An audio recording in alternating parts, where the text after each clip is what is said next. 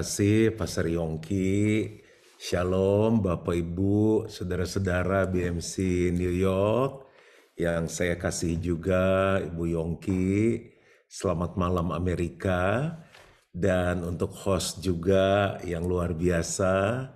Dan Pastor Yongki, saya lupa ini waktunya berapa lama ya. Bebas, Pastor Juan. Luar biasa. Jadi saya mau menyampaikan sebuah tema tentang Natal, judulnya adalah Be the Light atau bagaimana kita menjadi terang. Eh, Yesus sendiri yang bilang, kamu adalah terang dunia. Jadi jangan main-main, saya lagi berdiri atau lagi duduk di hadapan Zoom di depan orang-orang yang luar biasa. Menurut saya kelas kita beda tipis sama Coldplay sama Taylor Swift. Bagi yang belum kenal nanti bisa langsung japri sama Pastor Yongki ya. Jadi kalau orang sampai perang tiket, apa itu tiket war untuk dapat Coldplay, menurut saya ya kita biasa aja lah, orang kita sendiri kelasnya sama ya. Dan kalau Coldplay hanya diakui oleh beberapa kalangan. Kalau tanya encim-encim, kongko dipik ya nggak ngerti. Opo Coldplay nggak ngerti. Tapi kalau kita itu disahkan oleh Tuhan Yesus, kamu adalah terang dunia. Cuma tinggal albumnya aja belum keluar sama bikin konser. Tapi jangan main-main. Setelah hari ini akan ada ledakan yang luar biasa di Amerika. Taylor Swift ya biasalah kalau nggak dapet tiket nggak usah sedih. Coba bayangkan ya sampai orang mau terbang ke Amerika belasan jam cuma lihat lampu Natal katanya bagus. Sedangkan lampu-lampu ini sekarang ada di sekitar kita nih, berapa banyak partisipan nih. Kita tinggal memilih mau jadi gelap atau jadi terang. Yesus sudah bilang kamu adalah terang dunia. Kelasnya bukan lokal, bukan domestik, tapi world class.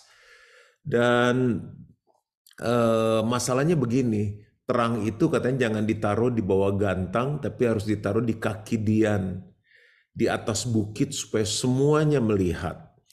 Kelemahan orang Kristen seluruh dunia adalah jago kandang. Nah kita Natal ini ada panggilan keluar kandang, be the light. Dan saya mau bahas gimana sih kita bisa jadi terang.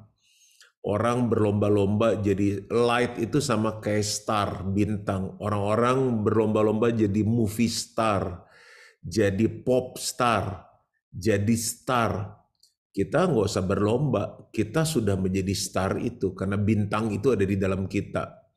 Nah, kita belajar dari Yesus yuk di Yohanes 3 ayat 16. Firman ini sering kita baca, sangat sederhana, tapi yang penting bagaimana di Natal ini kita menghidupinya.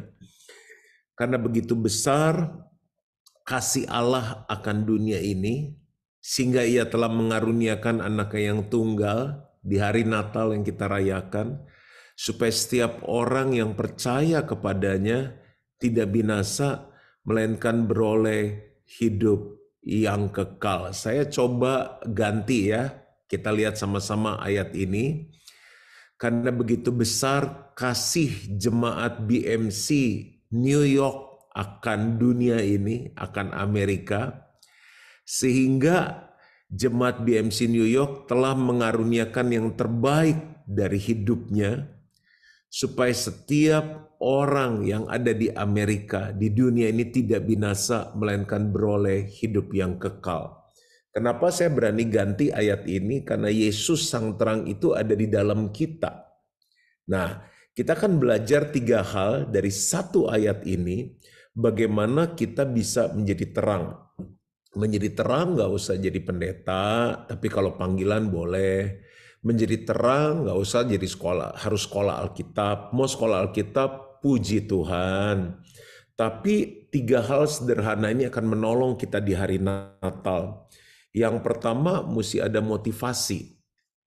Motivasi itu mengapa kita melakukan sesuatu. Di dunia ini ada dua jenis motivasi. Yang pertama motivasi dari luar.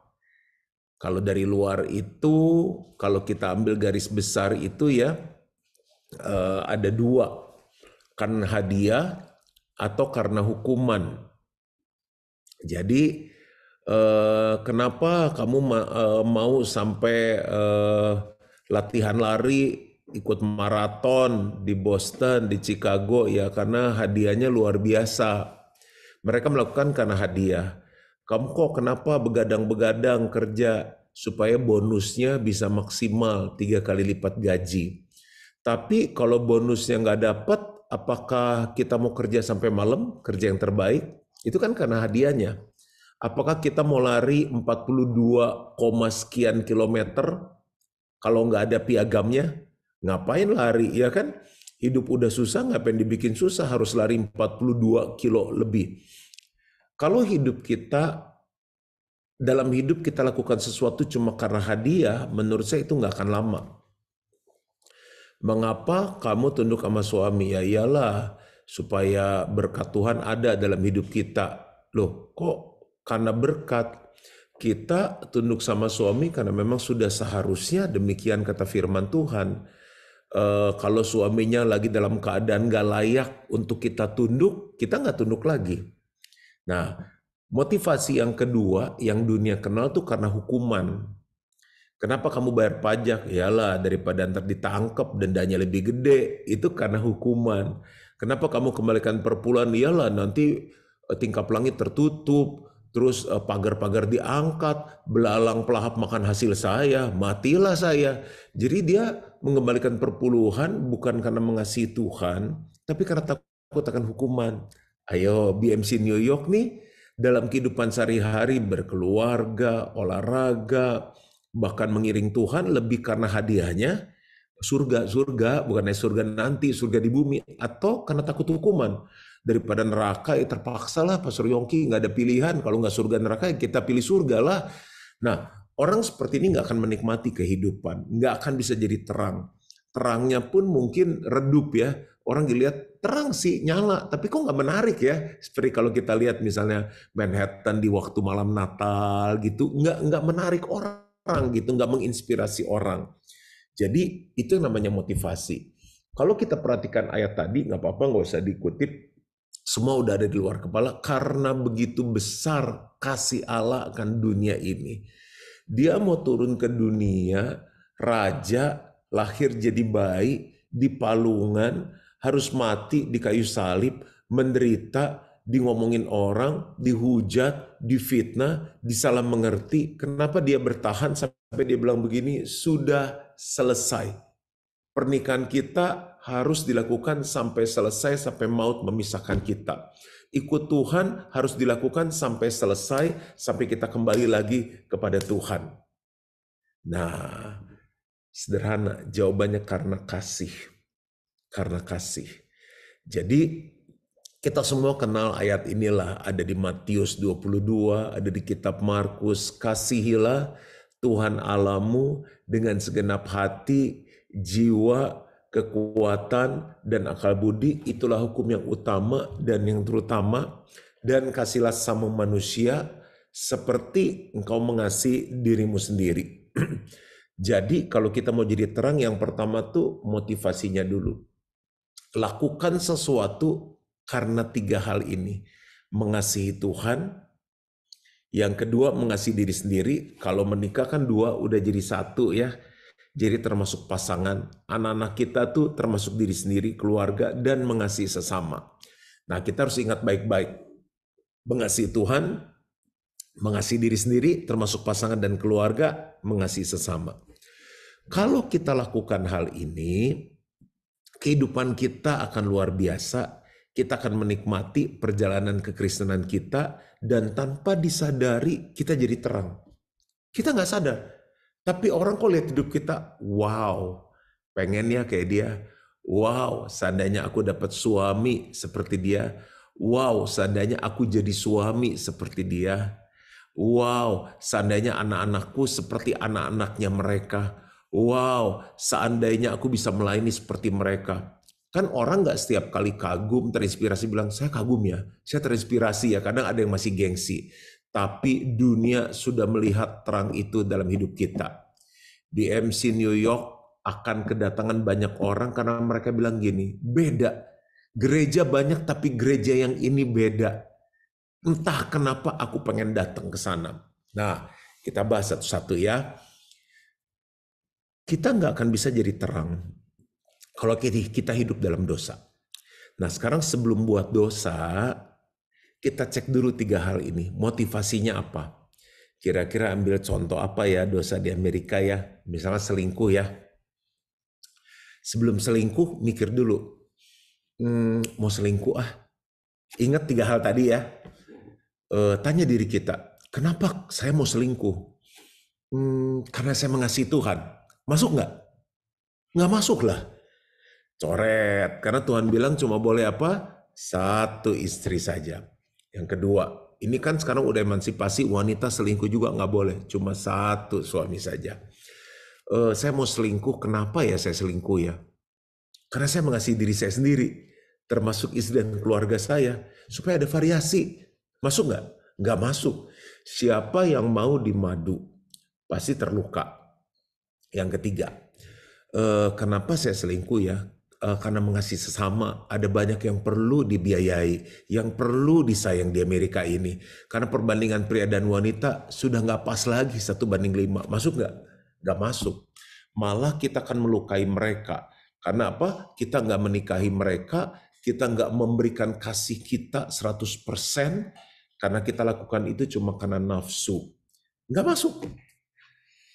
Boleh kasih contoh di chat nggak ya dosa apa lagi ya? Kita bahas sama-sama. Ntar kalau dari saya marah, menghakimi katanya.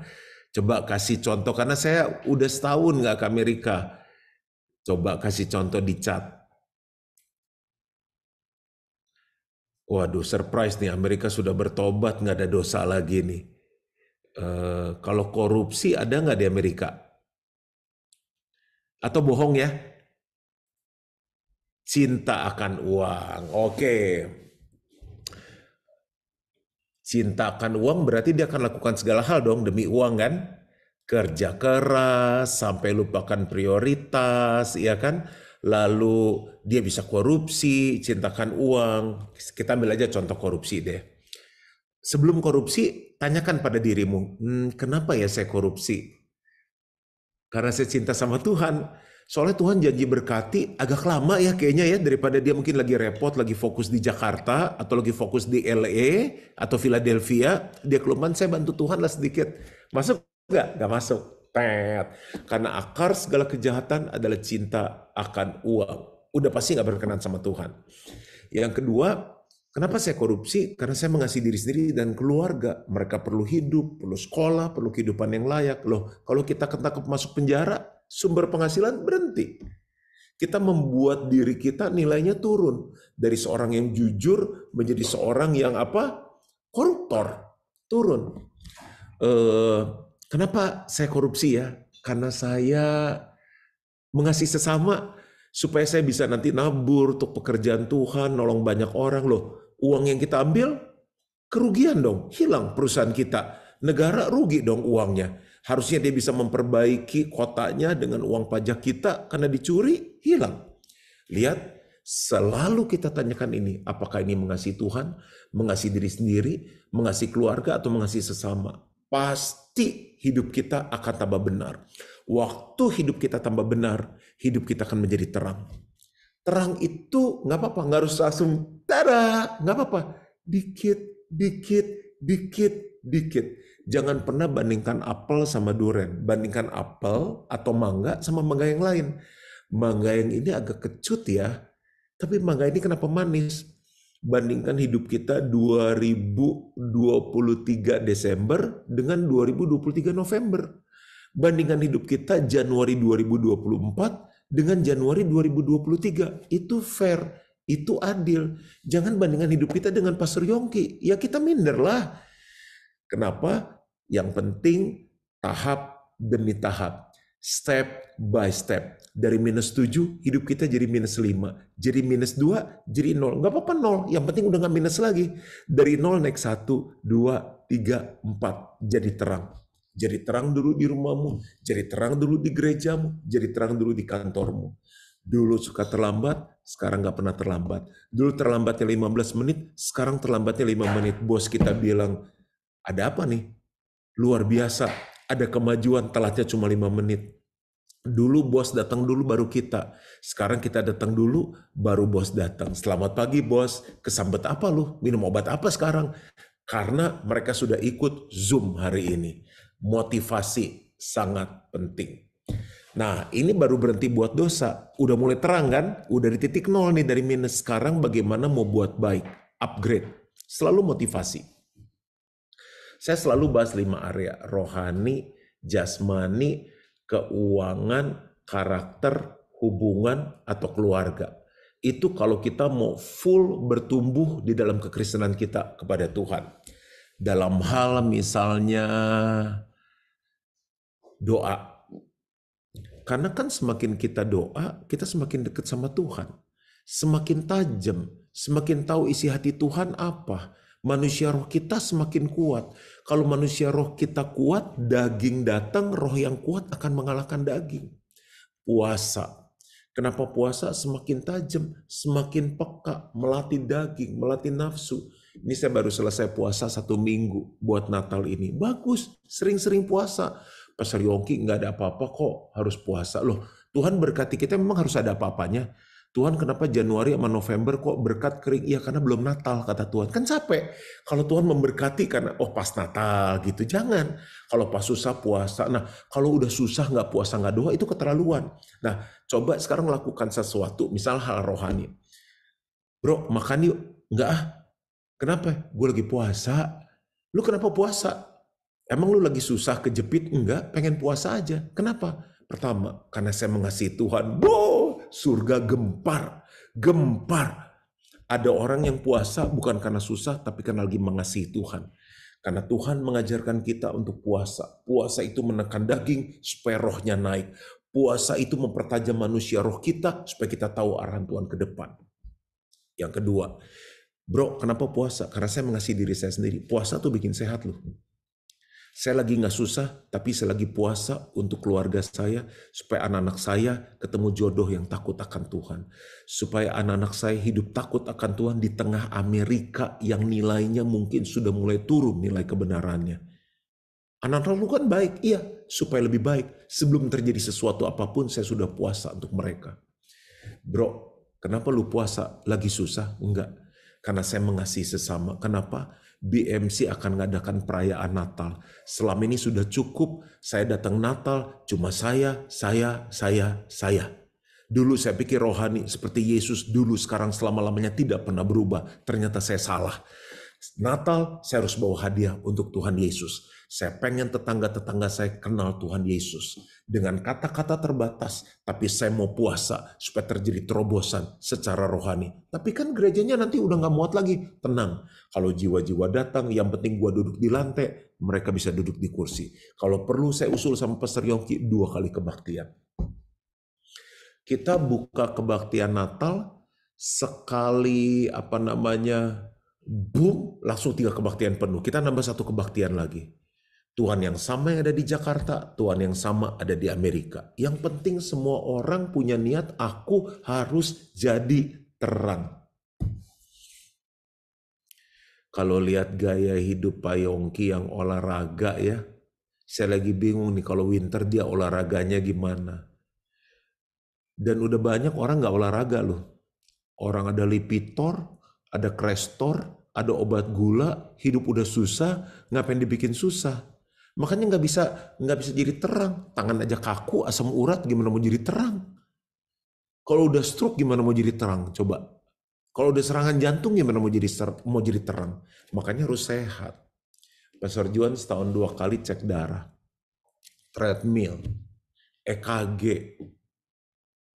olahraga setiap hari. Kenapa? Karena kita mau jadi terang. Ini dari tadi nggak ada amin, saya nungguin chatnya. Ya baru poin pertama. Amin ke, yes ke, kan mau jadi terang katanya. Nah, itu ada yang huruf besar ya, jangan marah Pak William, tapi terima kasih untuk supportnya. Nah, kembali lagi, kenapa kita olahraga? Males banget tuh, apalagi dingin-dingin ini, lebih pilih tidur, olahraga, atau doa pagi, ayo. Tidur lah, udah pasti, nggak usah dijawab juga. Kenapa kita disiplin? Saya setiap hari olahraga kecuali Minggu, karena udah 5 kali khotbah kan, naik turun tangga, ketemu orang, salaman, serve kopi, serve tea, serve kue, naik lagi ke atas, khotbah lagi. Itu udah olahraga bagi saya. Nah, yang pertama karena saya sayang sama Tuhan. Tuhan mau pakai kita kalau kita sehat. Lah kalau udah sakit gimana mau pakai? Bukan dia nggak mau pakai, dia pakai orang lain. Lu aja sakit, mending lu urus diri lu sendiri. Karena saya mengasihi Tuhan, dia ciptakan saya sungguh amat baik. Ini hadiah dari Tuhan. Aku harus jaga jantungku, jaga semuanya.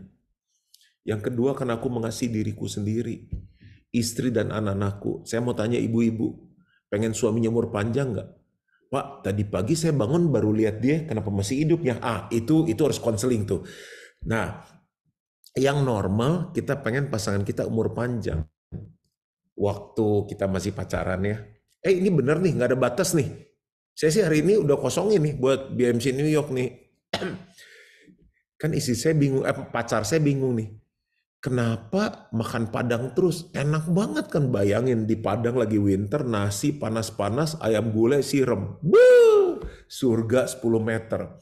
Apalagi pakai rendang, cabai hijau, ayam pop, pakai daun singkong tuh yang ditumbuk, belum soto Padang, belum sate Padang. Nah, kembali ke Firman. Dia bilang ini, sayang, kamu seneng ya? Iya, saya bilang enak banget. Gini ya, sebelum nikah aku pengen kamu umur panjang, nggak pengen suamiku mati muda. Janganlah makan Padang. Walus, kalau saya bilang ini prinsip, susah saya bilang. Manusia hidup bukan dari roti saja, tapi dari setiap firman yang keluar dari mulut Allah. Firman jalan, makanan jasmani harus. Bisa nggak dikurangin? Saya coba ya, seberapa kurang? Akhirnya ketemu deal 1 bulan 1 kali makan Padang. Kenapa? Mengasihi pasangan, mengasihi diri sendiri. Nah, sampai sekarang, kemarin baru pulang minggu lalu sama papa mama check up, hasilnya baik.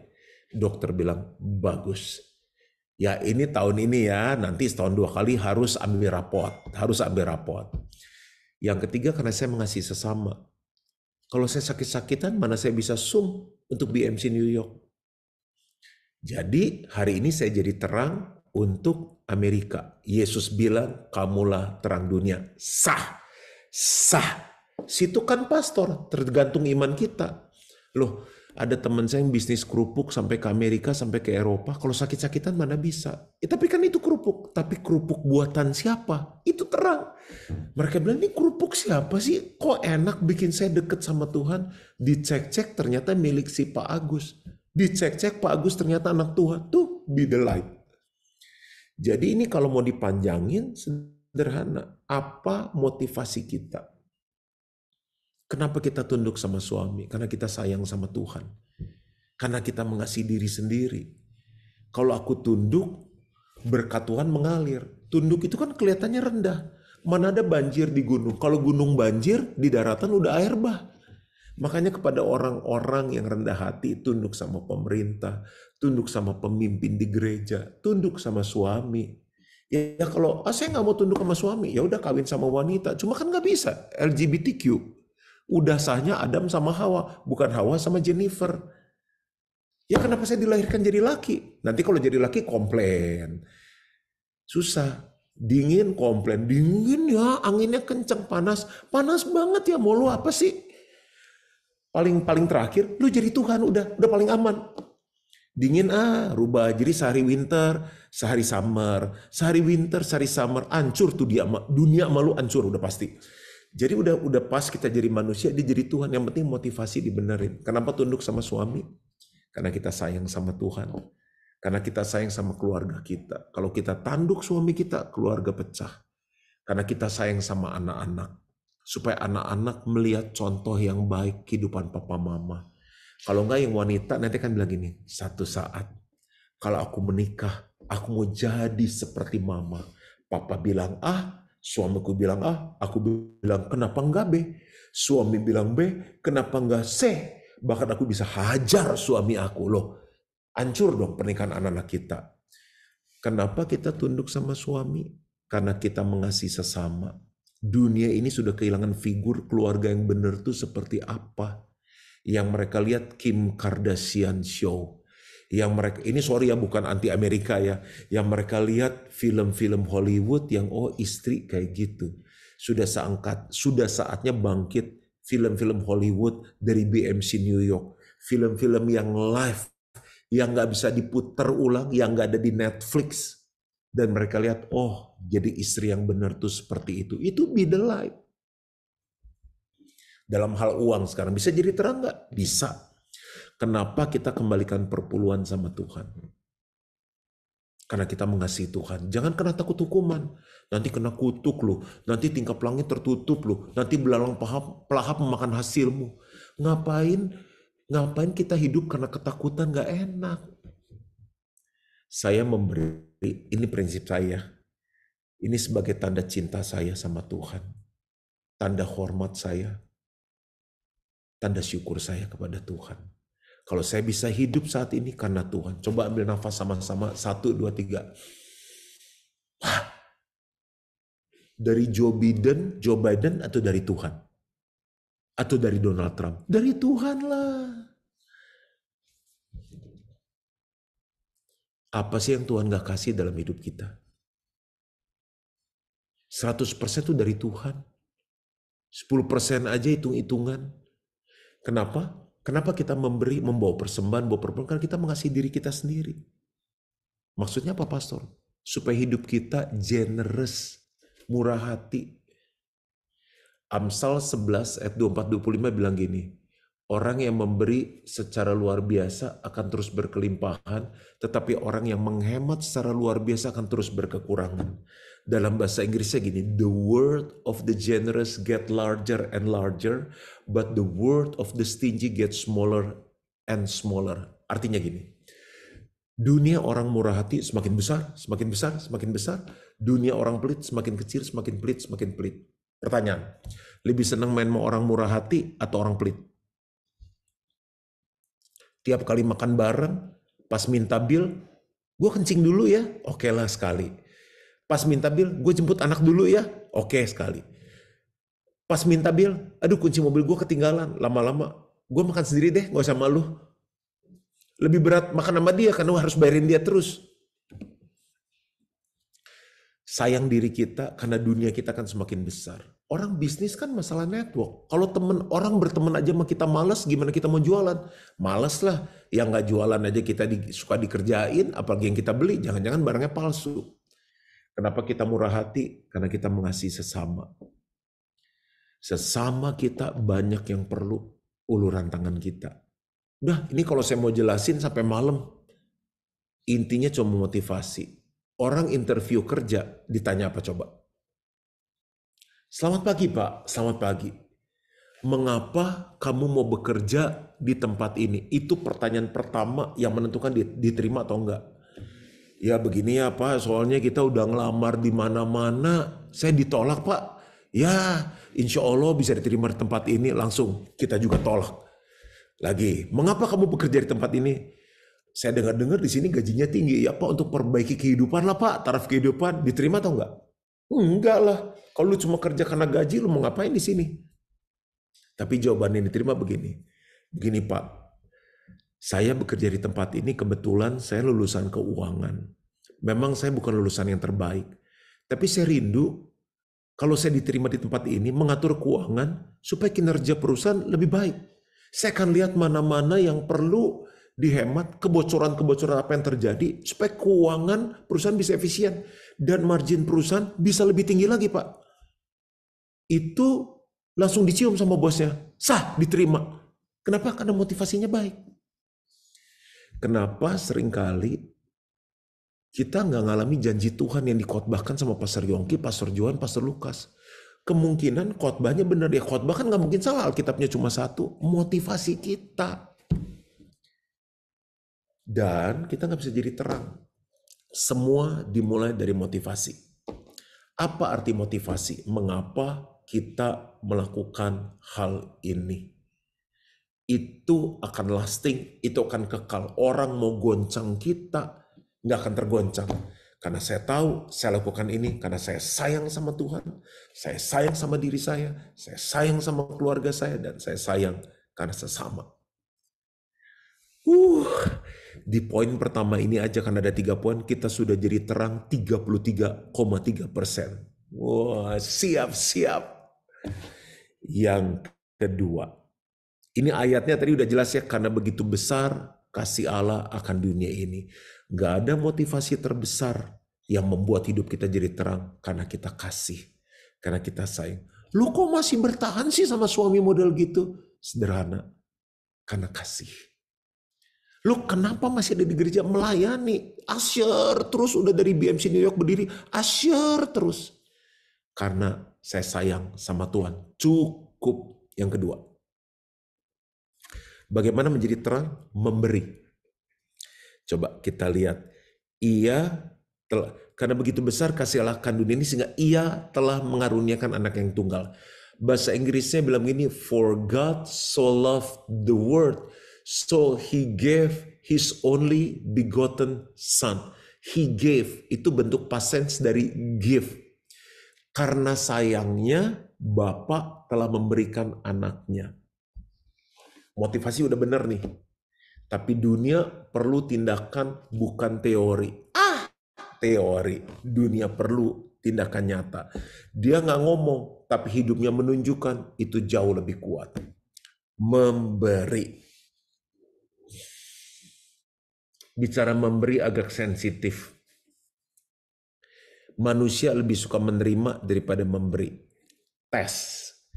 Memberi $10.000 sama menerima $10.000, lebih senang mana? Ayo jawab dengan jujur, orang jujur masuk surga, ayo. Lagi lihat kolom chat. Lebih senang memberi $10.000 atau menerima $10.000, ayo.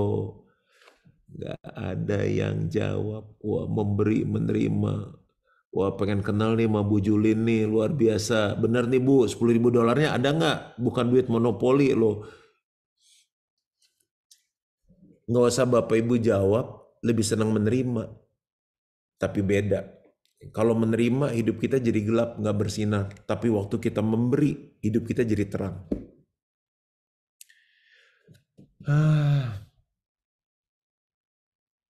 Gini ya, pernah ngasih permen atau mainan ke anak-anak nggak?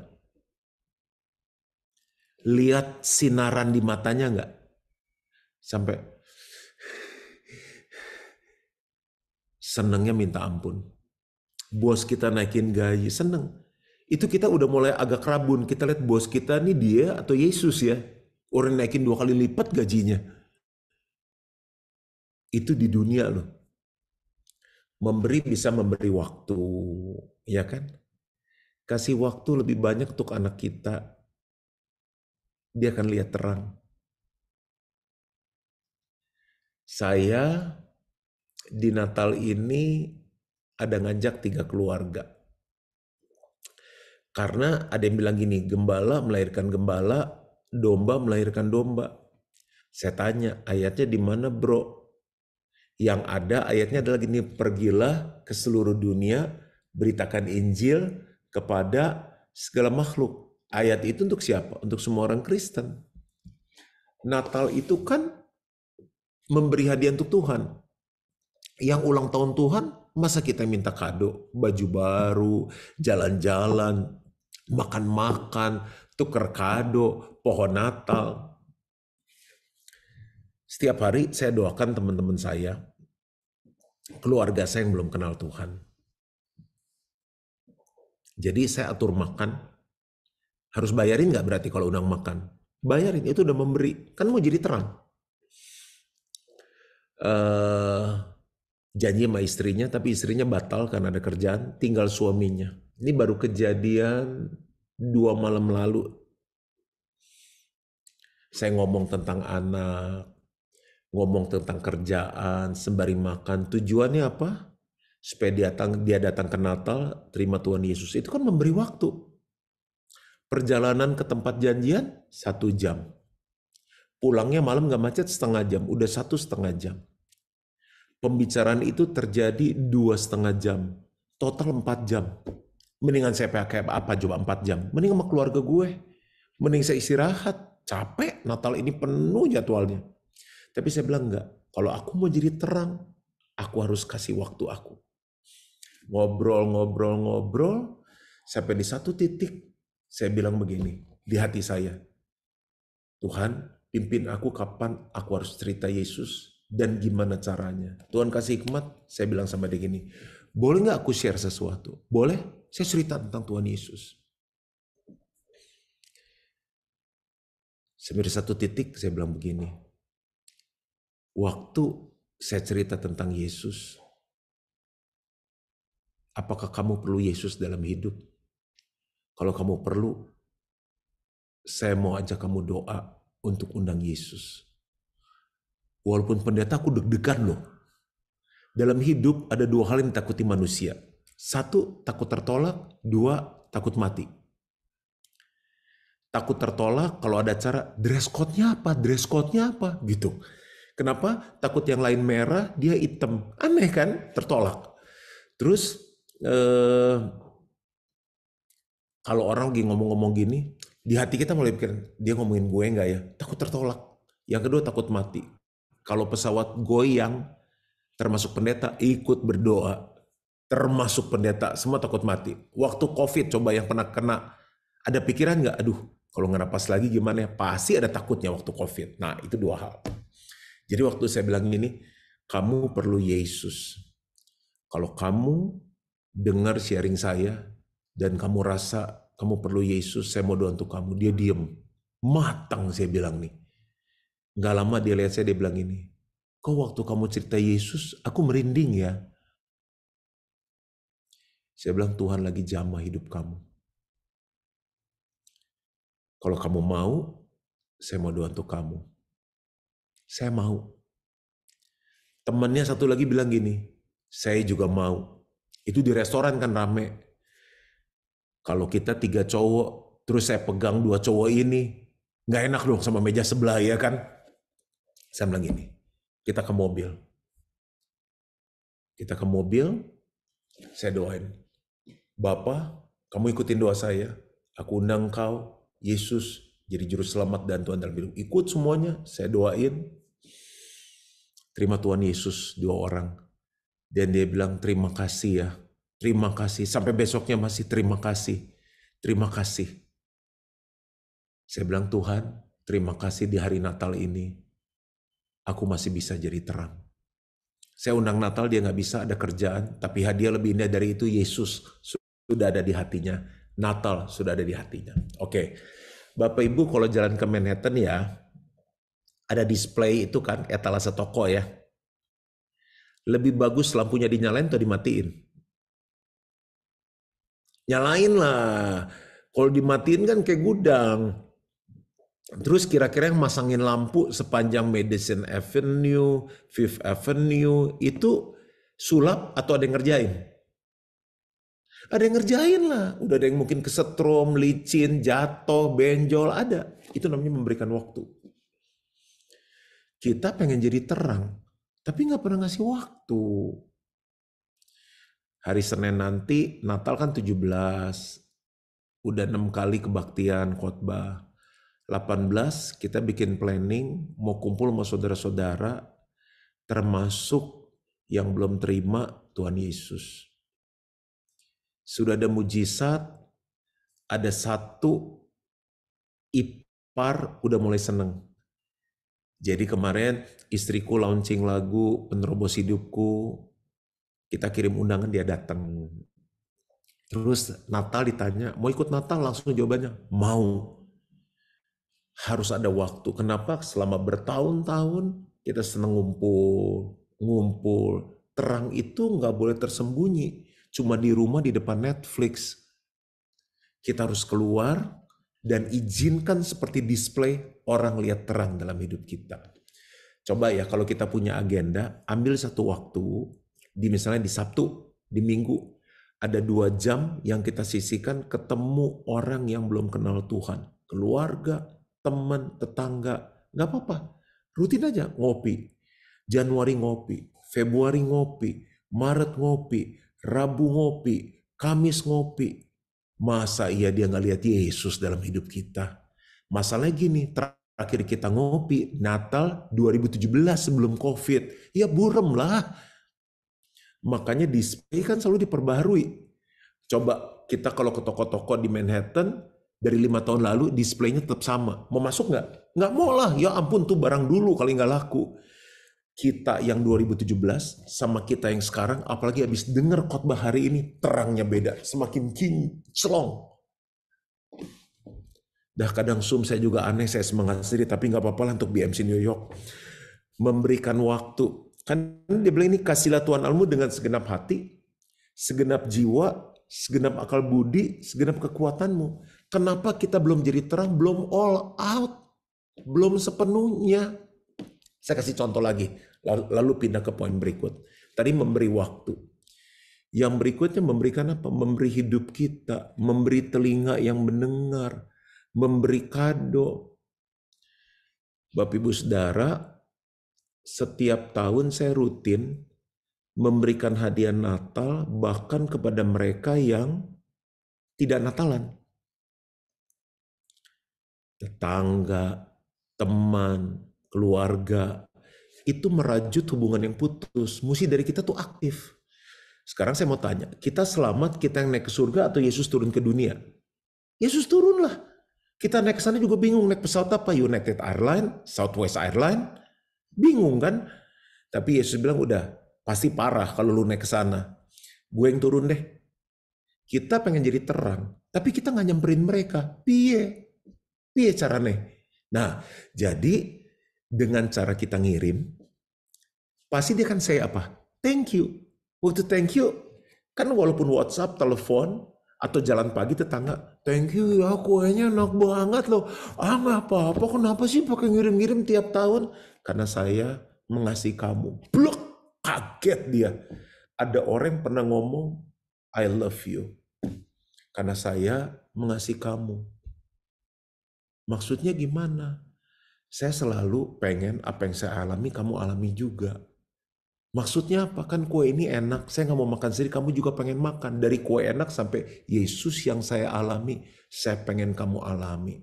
Maaf, khotbah ini agak detail, karena saya tanya Pastor Yongki, mau khotbah apa? Khotbah Natal, ini pesan Natal. Christmas is for everyone. Christmas bukan eksklusif.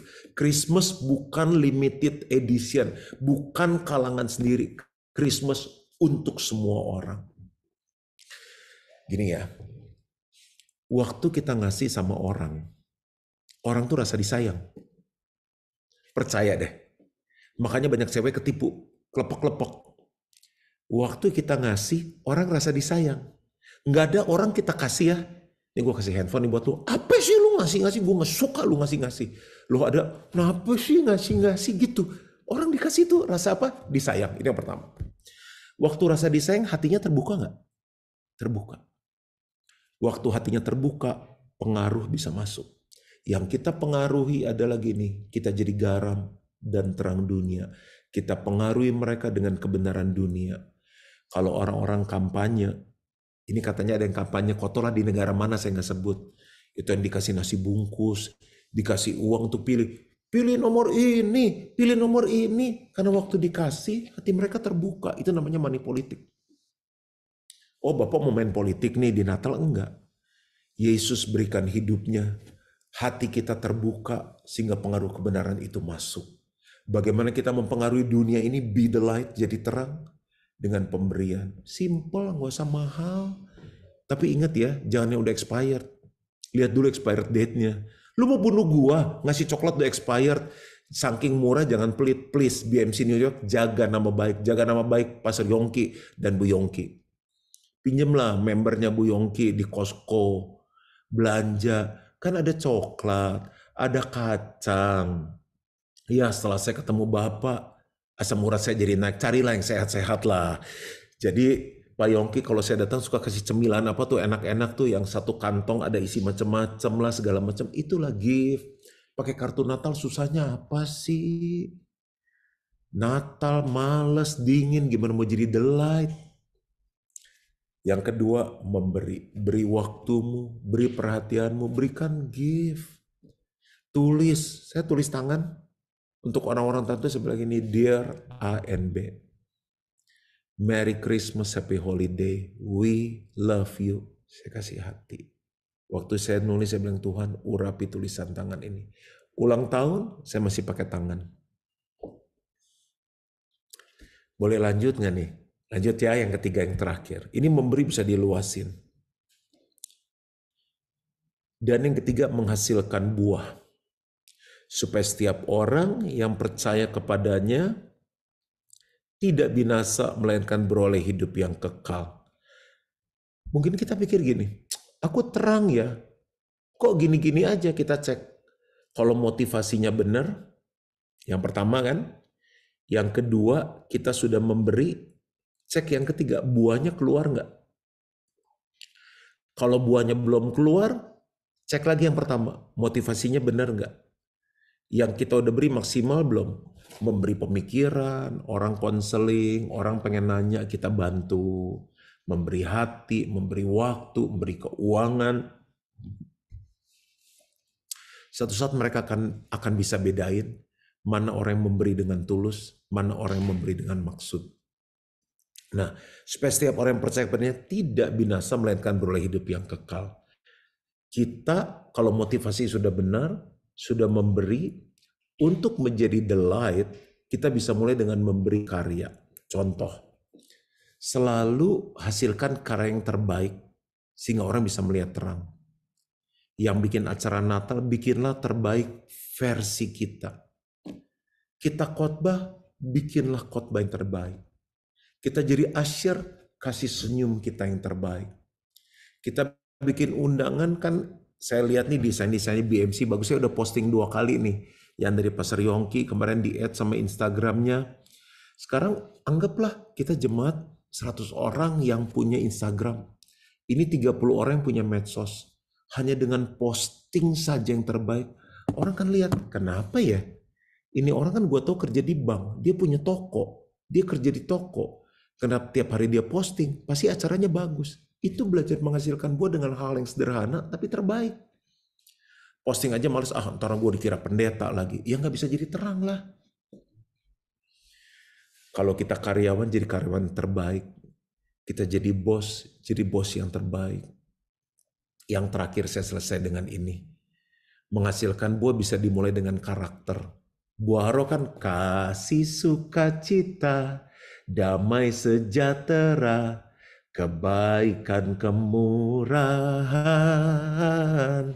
Misal kita ambil generous, ringan tangan, ringan, murah senyum. Saya kalau ketemu orang, saya punya prinsip gini, saya harus kasih salam lebih dulu. Saya bilang selamat pagi, saya namanya Juan Mogi, di hotel, dimanapun, sampai mungkin saya bukan orang yang sering makan di tempat itu, tapi kalau saya datang gini, Pak Juan, saya masuk pesawat, Garuda, saya sering terbang dengan Garuda, pendeta, terbang lagi nih, mau kemana? Karena setiap kali saya selalu memberikan senyum, jabatan tangan. Saya jalan ke WC, saya bilang, Bapak, capek nggak kerja seperti ini? Bapak udah makan? Kalau kayak stewardess, pramugari itu makannya apa sih Pak? Pramugara. Jadi kok ada orang yang perhatiin dia ya? Turun, kadang dia udah berdiri di pintu pesawat. Terima kasih. Kita diam aja, udah buru-buru, udah telat mau ngambil bagasi. Saya lihat matanya, saya kasih senyum, Pak. Terima kasih ya. Seringkali kalau saya lihat orang nggak terlalu ekstrim, nggak pakai jilbab, saya bilang Tuhan berkati ya. Jadi dia bilang gini, dari 150 penumpang pesawat, oh ini orang beda ya. Masuknya apa, keluarnya apa. Di hotel, di restoran, saya selalu bawa tip. Kalau Amerika memang tips country, Indonesia kan bukan. Kadang nggak bayar dia cabut kok. Amerika nggak kasih tip, diteriakin. Kalau di hotel saya bilang ini, terima kasih, thank you for your service. God bless you. Kasih $5, saya kasih tanda hati, kalau enggak saya kasih tanda senyum. Orang yang terima tip itu, yang lain cuma kasih duit. Tapi kalau orang ini ada kata-katanya, dia dianggap jadi manusia. Kalau dia kaya, dia jadi partnernya Donald Trump, nggak jadi housekeeper di hotel. Nah, cara kita treat orang dengan kemurahan hati, itu membuat kita jadi terang dalam hidup. Ada gagalnya? Ada. Saya bisa marah, saya bisa kesal sama orang. Tapi terang itu turun dikit, tapi naik lagi. Ayat terakhir dan saya selesai. Yohanes 8 ayat 12. Dimanapun kita berada, kalau boleh kita baca sama-sama, 2, 3. Maka Yesus berkata pula kepada orang banyak, katanya, akulah terang dunia. Barang siapa mengikut aku, ia tidak akan berjalan dalam kegelapan, melainkan ia akan mempunyai terang hidup.